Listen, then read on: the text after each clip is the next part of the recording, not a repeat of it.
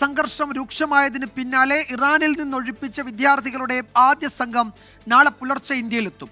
അർമേനിയയിൽ നിന്ന് വിമാനമാർഗമാണ് 110 പേരടങ്ങുന്ന സംഘം ഇന്ത്യയിലേക്ക് തിരികെ എത്തുന്നത്. ടെഹ്റാനിലെയും ടെല്ലവീവിലെയും സംഘർഷ ബാധിത മേഖലകളിലെ ഇന്ത്യക്കാരുടെ സുരക്ഷ ഉറപ്പാക്കുന്നതിൽ വിദേശകാര്യ മന്ത്രാലയം നടപടികൾ തുടരുകയാണ്.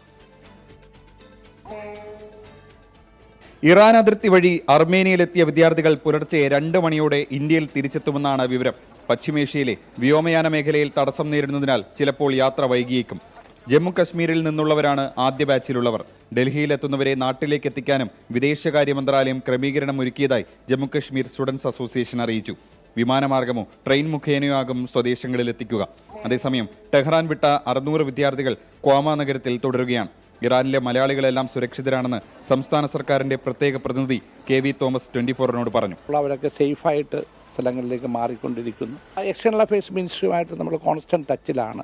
നമ്മുടെ സംവിധാനം നമുക്കവിടെ ഉണ്ട്. ആരൊക്കെ മലയാളികളുണ്ട് ആ ലിസ്റ്റൊക്കെ നമുക്ക് കിട്ടുകയും നമ്മളത് ഫോളോ അപ്പ് ചെയ്യുകയും ചെയ്യുന്നു. ടെല്ലവീവിൽ നിന്നും ഇന്ത്യക്കാരെ ഒഴിപ്പിക്കുന്ന നടപടിയും തുടരുകയാണ്.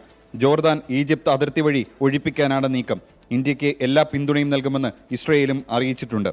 24 ഡൽഹി.